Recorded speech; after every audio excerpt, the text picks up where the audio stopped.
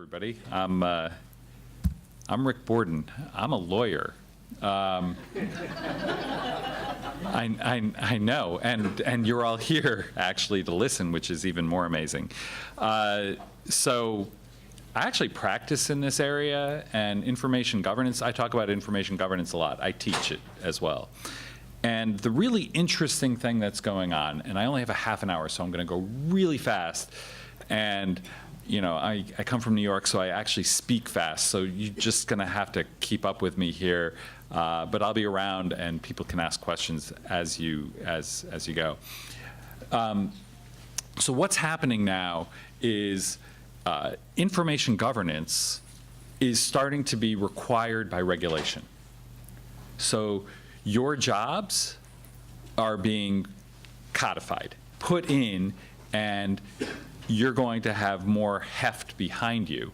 But also it means that companies are going to have to be doing a better job on information governance in order to have compliance, and there are some serious consequences behind some of it. So I'm going to talk about two regulations simply because for time purposes. This could have been an hour and a half easy. So there's a New York regulation. New York Department of Financial Services issued a cybersecurity regulation that covers every company that's regulated by the New York Department of Financial Services. Banks, insurance companies, brokers, check cashing companies, it's just a wild range of it. And it's going to flow down to all of their suppliers over time. This thing rolls out over time. The reason they did it, everything's really bad in cybersecurity. So billed as the first in the nation cybersecurity regulation. But I will tell you now that it has been picked up by the National Association of Insurance Commissioners. They've issued a model cybersecurity law, actually, not regulation, model cybersecurity law. They picked up most of this regulation. So there are certain pieces that they changed, but most of it's there, and from the information governance side, most of it's there. So this is going to roll out over time across the country. And there are other things that are copying it out there, and it relates back to DC, to GDPR, I should say. The really interesting thing about the New York regulation is that the C-suite has to certify compliance with the regulation, with the cybersecurity regulation on an annual basis. That is different than anything else. They've taken SOX 404 and they've brought it to cybersecurity. Oh man, is this going to be fun. So the main requirement here is that the covered entity, and that's a broadly defined term, is going to have to maintain a cybersecurity program designed, and these words are really important, to protect the confidentiality, integrity, and availability of the covered entity's information systems. And then you'll also hear about the non-public information that's on those systems. And non-public information goes beyond, it has personal information, but it goes beyond it. Also, it is any information that could have a material adverse effect on the company if that information were to either get out, which is confidentiality, but there are a lot of regulations that cover confidentiality, especially with personal information, personal data, PII, depending upon which industry you're PHI, depending upon where you're coming from. But they're focused on integrity and availability as well. So is the information, we'll talk about availability, is the information available, right? So think about it with your bank. If your bank's not available for a day, that's bad. How about a week, a month, 6 months? If insurance company have a catastrophe right now and data integrity, the data's been changed at the insurance company and they don't know who their insureds are or what their limits are, and you're in the middle of recovering from Irma and something else, and the insurance company doesn't know what they should be doing from the standpoint of helping their insureds. This is what the regulators are concerned about. And these type of attacks are happening, so they are requiring cybersecurity regulation. Now, the thing is that what they're doing is they're saying you have to do this risk assessment. As part of it, you have to identify and assess internal and external systems that may threaten the security or integrity of non-public information stored on those systems. So you have to know what your data is. And you have to know where your data is stored. Structured, unstructured, doesn't matter. You have to know. And that is information governance. Now, I will also tell you in the policies, and you'll see this, but in the policies there are 14 elements. One of the elements that is required for policies and procedures in information security policy is data governance. It's named requirement in there. And remember, I said that the C-suite is going to have to certify compliance with this regulation on an annual basis starting in February. And this applies to thousands of companies coming out of New York, and it is requiring them over time to flow it down to their vendors. So this is big.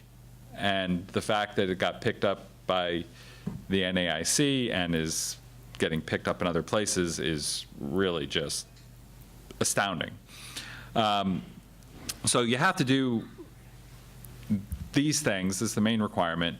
Information system is very broadly, I mean, it includes industrial control systems, telephone, switching, private branch exchange, environmental control. So it's going out to IoT, it goes out to telecom, it goes out to everything, right? Think about integrity, availability. Non-public information, this is really important. The second two bullets are personal information, personal health information, personal information. The first one is business-related information, the tampering with which or unauthorized disclosure, access or use of which would cause a material adverse impact to the business operations or security of the covered entity. You have to come up with a new classification scheme. And then you have to find that information. So you have to define what it is and you have to find it. This is codified information governance. Right? If you want to, if you guys want to go back and tell your people, guess what? You think maybe you want to do this? No, you're required to do it. We have to do this. And that's what's happening. And this is rolling out. This is going to come to other industries. It's not just financial services. Everyone is taking a look at this regulation.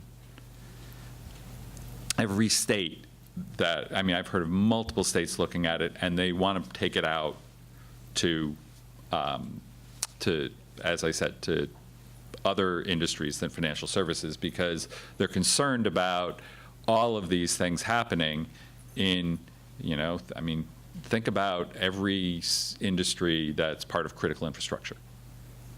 So the implications for information governance are here, and got to keep you know, knowledge at the time.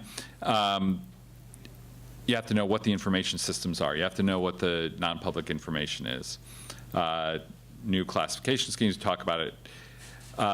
So the written data governance policies, if you want to know where it is, 500.03b is where that's said. It doesn't say what you have to have in it, which is really interesting. They haven't given guidance on it, but all of this has to be based on a risk assessment. And you have to create criteria for your risk assessment, written policy and procedure that have criteria for how you're going to assess risks. So and part of it's determining threats, and the other part is determining how you will assess confidentiality, integrity, and availability of the information systems and the information, and the adequacy of controls.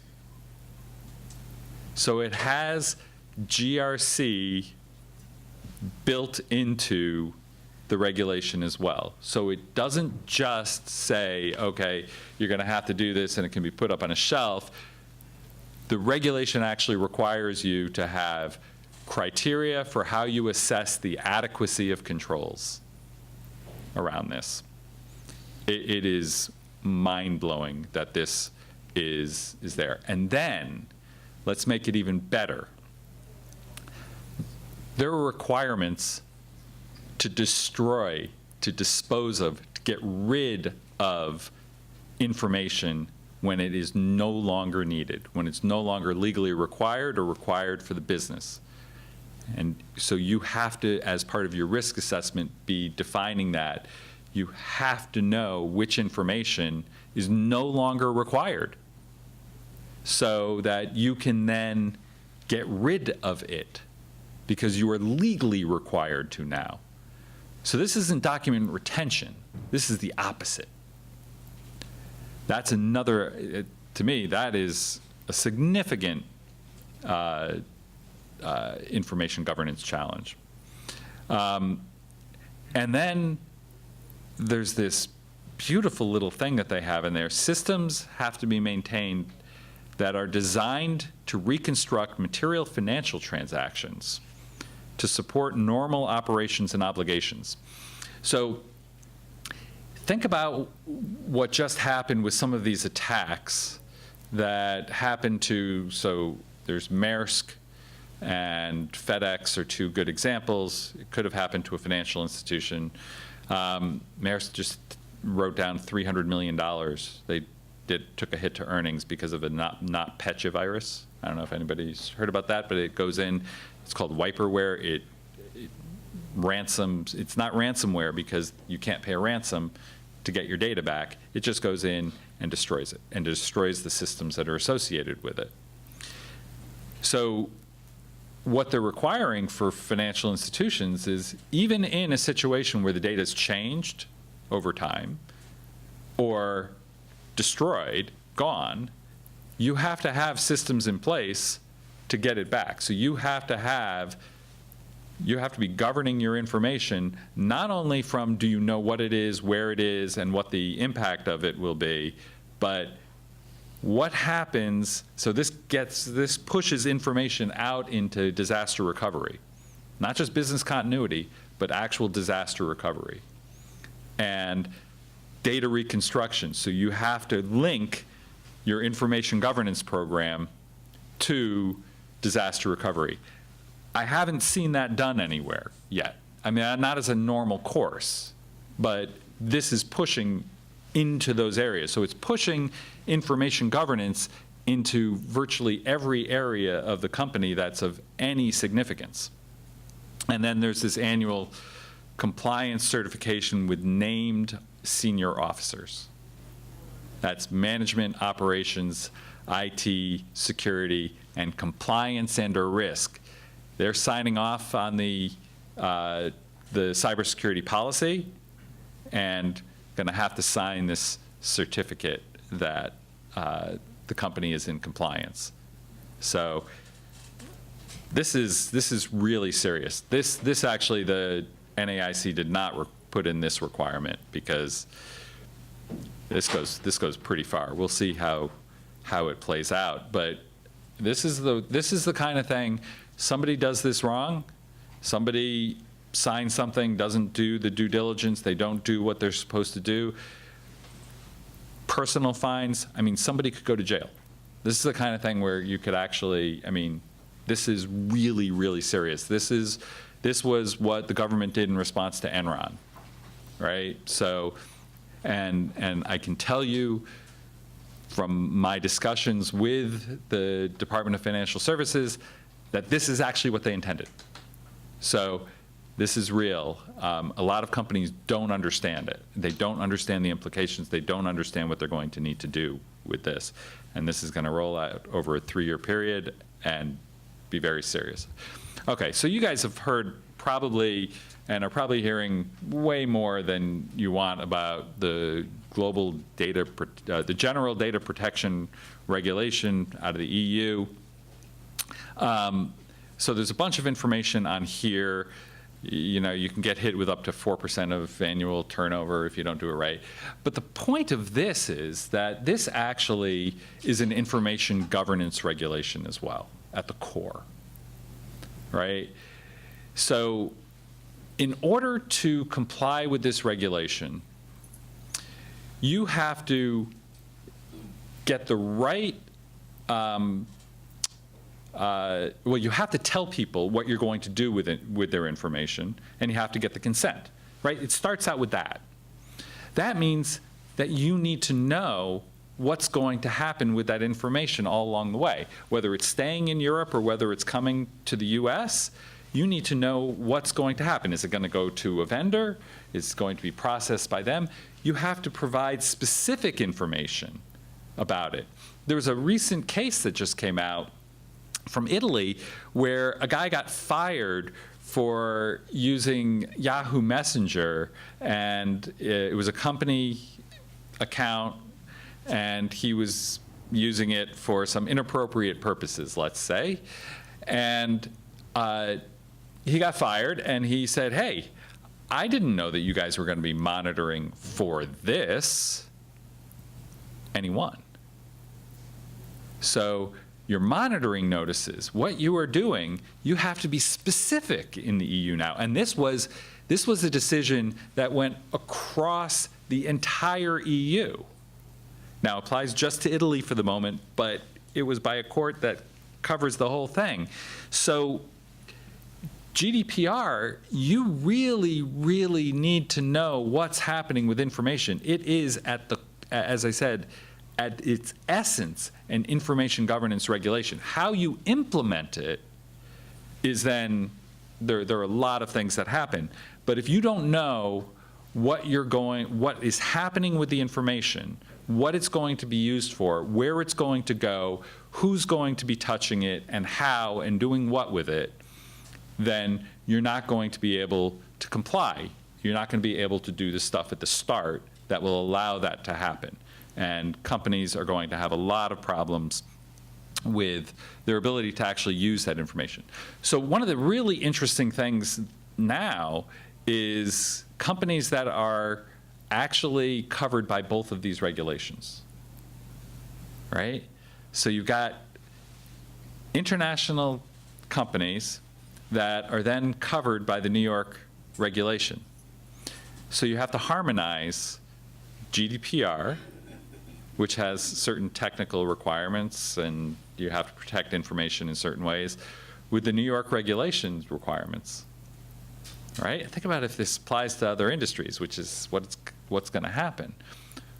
So information governance is at the core of both of these regulations, and this is where things are going, right? This is where all of the regulatory activity is focusing on these things. GDPR doesn't focus on availability of information. It somewhat focuses on the integrity of information, but not from the protection side. From the individual side, it does.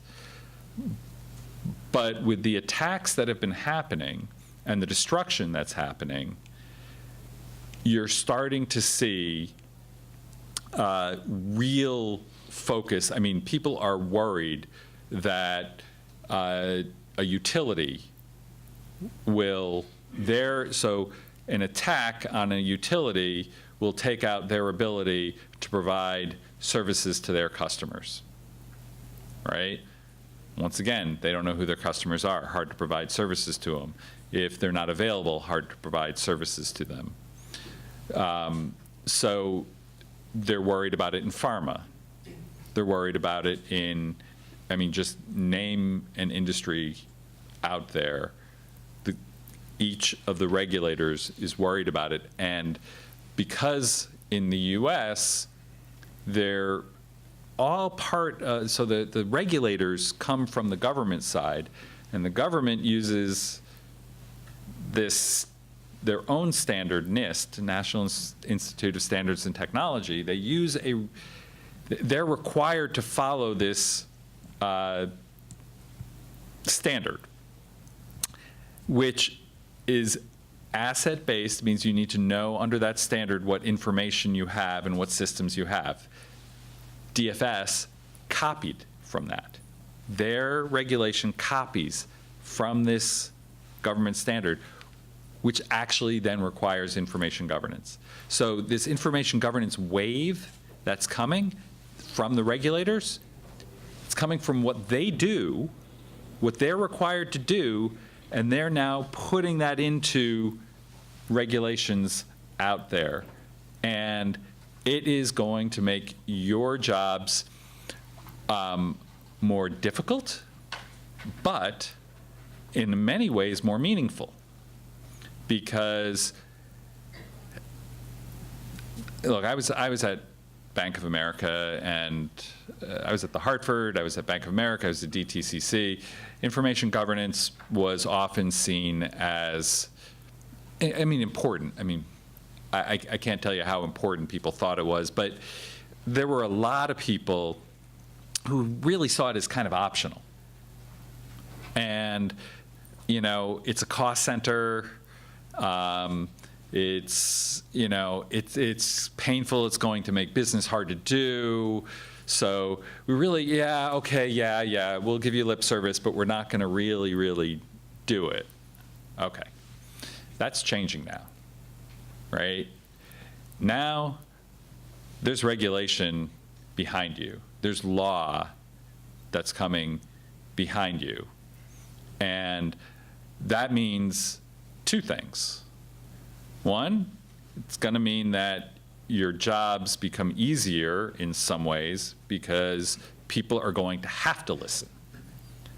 But it's going to be harder because now you really got to get it right.